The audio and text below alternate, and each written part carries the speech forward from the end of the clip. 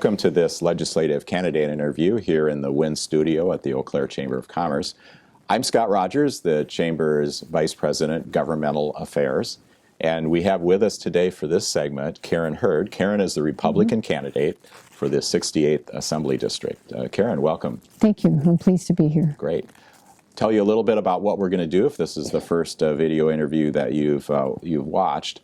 The Chamber does not endorse candidates for public office, but we are very interested on behalf of the business community in where candidates stand on public policy issues that affect business. And so we're doing interviews like this to help you get acquainted with the candidates in your district and also hear in their own words what they think about some of the important issues to the business community.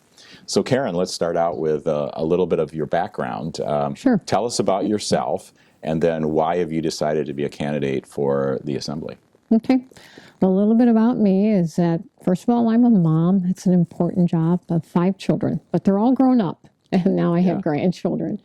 And then I have a master's degree in biochemistry. I work as a nutritionist. I am an entrepreneur.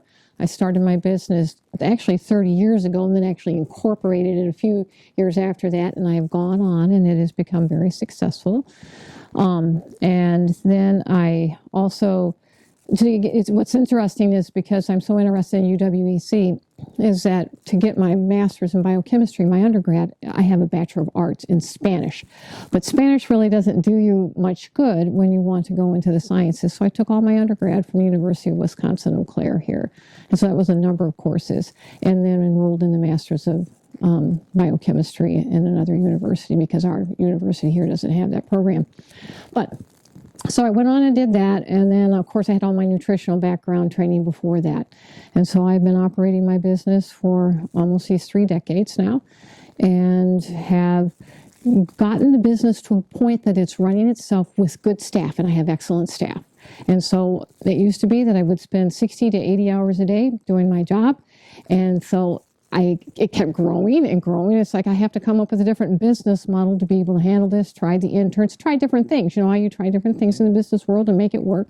Finally came up with a model that worked. And so before the pandemic hit, I actually moved things online so that I could take care of more clients. And that was very effective. And my business tripled. And my time, instead of 60 to 80 hours a week, went to 10 hours a week. And so then I had time to turn around and look in my world and see where could I be most helpful, because I love this United States of America. It has done so much for me. This is the land of opportunity. And so I thought I need to give back. And so I decided to run for governmental office. I ran for a Village of Fall Creek position. It's a trustee position. It's the same as being on city council, but it's a village level. And won a position on the board and been serving there in Fall Creek. And then I saw that the 68th had an open seat. Jesse James is our current representative, and he's running for Senate. And so his seat was open, and I thought, I need to have more of an impact on my community. I have tremendous amounts of experience to bring. You know, I've talked about being a nutritionist, but I'm also a writer. I write for 6 different newspapers now. It's all historical fiction. And I've produced a movie, and I've written many, many plays and put them on in the Old State Theater here in Eau Claire. And I've done a lot of things in our community. And I thought, I want to have more of an impact. I have the time.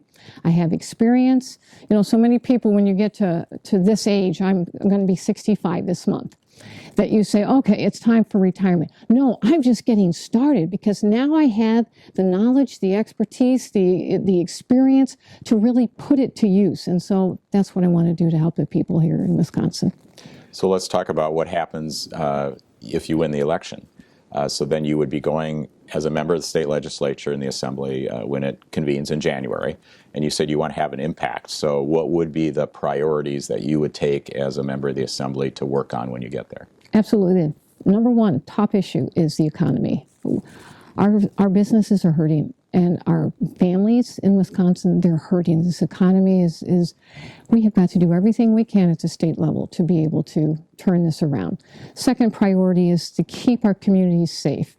You know, this has been drilled into us since we, took civics in 8th grade, but especially as a Village of Fall Creek trustees, I always are reading ordinances and reading things from the Wisconsin. There's a we're not part of the Towns Association, but we're a part of the municipality of in the Wisconsin municipalities. And I learned that is one of the key, most important duties of a governmental authority is to protect your people, to provide a safe community. And the crime is out of control. It's just not acceptable. So I support the police. I want to do everything we can in legislature to support our police to make safe communities. Third priority, specific to the 68th district, is infrastructure, specifically roads. There are over 40 municipalities in the 68th district. I have visited almost every one of them, gone to their board meetings, talking to their chairperson, or if it's a mayor or, the president of the village board, whatever. I talked to the whole board, and I've asked, what are the issues that you are facing, the ones that are they're such a burden on the community? And it is roads. They're right at the top of the list. And then, of course, we have education issues. We want to make sure that we take care of our children. We want to make sure that parents have an input into what their child is learning, that our schools are transparent. Those are the major issues. So you mentioned the economy, and certainly as the chamber, that's what we focus on, are issues that are related to the economy. So what do you see as some of the specifics there that you would want to see state government taking on or being involved in? We have to, first of all, eliminate the personal property tax. As businesses, we purchase equipment to use, obviously, to run our business. So you pay the sales tax on it when you purchase it. Then after you have it, every year, not once, every year, you pay additional taxes for just having that equipment. And I realize it depreciates over time, so the tax is lower, but then you have to buy a new piece of equipment to replace the one that wore out or whatever. And so it's just this ongoing taxation process. That hampers small businesses. They're struggling already.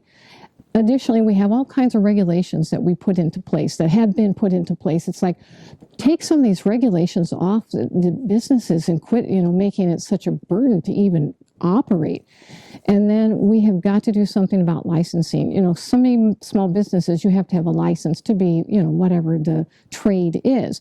And right now it's bogged down, so that to get a license, so like if an out-of-state business wants to come into Wisconsin, and they have to have licensed workers. To get the license for those workers, it's a very long process. And it's just like, well, then I can't hire these people, so I don't have the electricians or whatever it is, because they don't have their license, because we can't get it. We have got to change that in Madison so that we are responding right now. You need a license? Okay, we go ahead and help you get that. We need to be helpful for businesses. Businesses are the bedrock of the economy. Without them, our economy is down the tubes.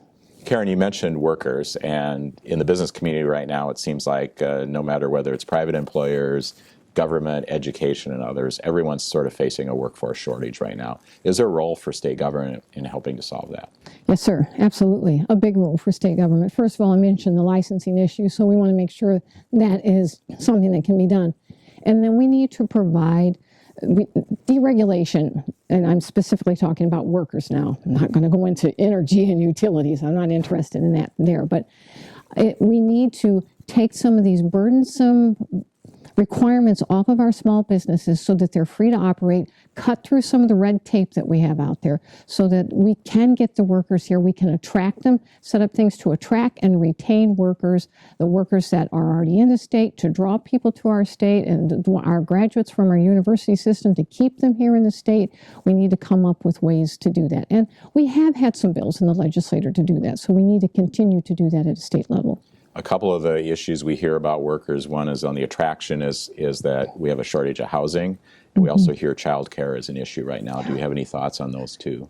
But it's a vicious circle. Yes. It's such a vicious circle, because if you don't have enough jobs, then we don't have enough workers, and we don't have the construction workers, and we don't have the construction workers. This was speaking to Royal Construction.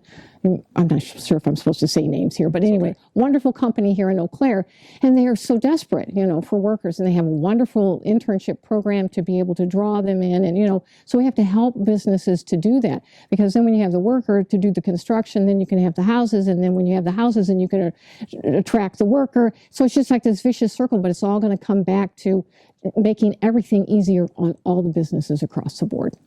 You mentioned you've been involved in getting some of your education at UW-Eau Claire, and one of their strong efforts right now is to achieve the final stage of funding for the Science and Health Sciences building. Yes. The first stage was funded 2 budgets ago. It didn't make the budget last time. Now the regents have put it in their proposal.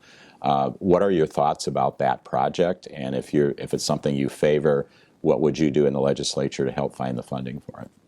Well, first of all, I'll just personally say I've spent many hours in that science building doing my chemistry and biochemistry work. It is in need of a lot of help. It's time. That building has led its life. But my own personal experience aside, when you invest, we have invested over $93 million into phase 1. It makes no business sense. I'm a woman supreme. It makes no business sense to invest in $93 million and then we just say, well, just give it up.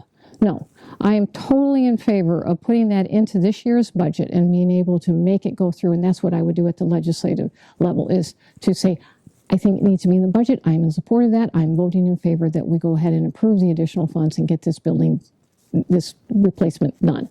Right.